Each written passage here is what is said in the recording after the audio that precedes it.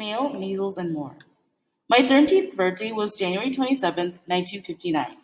Daddy, oops, why does that always happen to me? I don't know. Daddy gave me a pink purse. Granny sent me $10. David gave me a new satchel for school. Judy sent a card. Happy birthday, little sis. Hope you have a great day.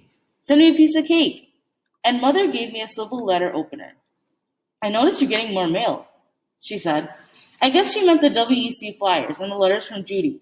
Though those were usually postcards. Still, it was a nice gesture. Look, mother pointed out. I had your name engraved. Sure enough, Marlene Nisbet was written on the blade. I didn't have a middle name.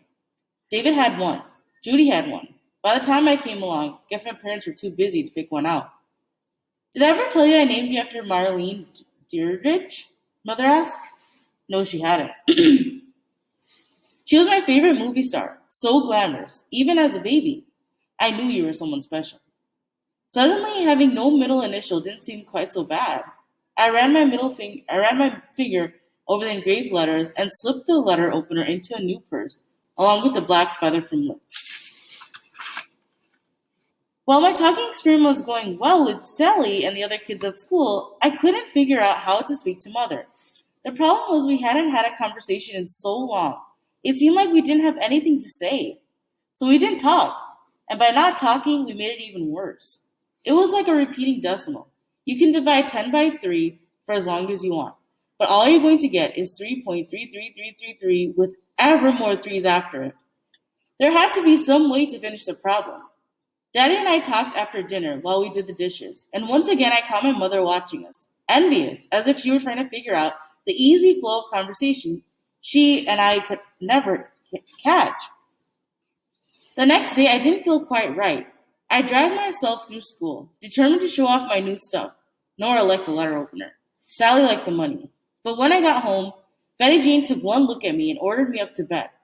I didn't complain, not even when she brought me a bowl of chicken soup and ordered me to open my mouth. Betty Jean pulled my lower lip gently and looked at my gums. Yep, white dots. Girl, you got the measles. She was right. The next morning I had a fever, cough, and fine red spots all over my body. All I wanted to do was sleep. Everyone else had had the measles, of course. Mother and Daddy and Betty Jean long time ago, and David and Judy a year or two before I was born. But I had a bad case. My eyes turned red, and I had to lie in the dark in my room after hour. Miss Winthrop stopped by one afternoon, a few of her blonde curls escaping from the scarf she tied over her head. Thought you could use some company, she said. Nothing worse than sitting in the dark alone. I brought some WEC flyers for us to fold and to keep our minds busy. I felt well enough to sit up and help her for a while. Betty Jean brought up the radio from the kitchen, and it felt like a little party until we heard the news. February 3rd, 1959. There was a small plane crash near Clear Lake, Iowa. Buddy Holly, Richie Valens, and J.P. Richardson, a.k.a. the Big Bopper, were all aboard. There were no survivors. Miss Winthrop gave a little gasp, and I thought she was going to cry. We didn't fold anymore. Just listen to the radio play La Bamba and Chantilly Lace and Peggy Sue over and over again. When Miss Winthrop left, my fever got higher and higher. In the evening, Mother called Dr. Agar, our family doctor. He brought his black bag, pulled it out of stethoscope. It was cool on my back. He gave me a lollipop like I was a baby. I was too tired to lick it, so I put it on my dresser as he turned to talk to my mother. There isn't much I can do for her, he said. Measles has run its course. Just try to keep her comfortable. That night, I dreamed of flying and plane crashes and Judy stealing my lollipop. In the morning, I woke up more tired than when I went to sleep. But I was thirsty, and no one came when I rang the little bell Betty Jean had put next to my bed. So I pulled on my robe and crept down the hall. Daddy had already gone to work, but Mother was sitting at the table, the paper open in front of her. Mother? She jumped and sat up quick, like she was a burglar, and I caught her stealing. Marley, you should be in bed. I'm thirsty. I'll pour you a glass of tea. I sat down at the table, tired by my walk down the hall. Mother went to the fridge. There was a big article in the newspaper about the plane crash and Buddy Holly. Underneath it was a small article. Closed schools in Virginia reopen. School crisis in Little Rock drags on. Mother handed me a glass of tea and followed my gaze. Ever since I was a little girl, I'd been proud to live in Little Rock, proud to be from the South.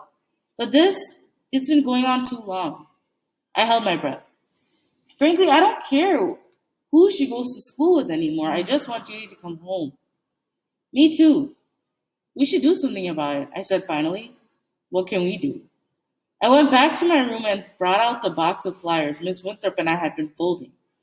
I handed one to Mother. It said, saying what you think is as important as thinking it. Speak out for public schools. I sat down and started folding, and after a moment, so did Mother. We didn't say a word, but I couldn't help thinking maybe this was it. Maybe this was the way Mother and I could finally connect, working on a project together and had turned me and Liz into friends. Maybe it would work with Mother too.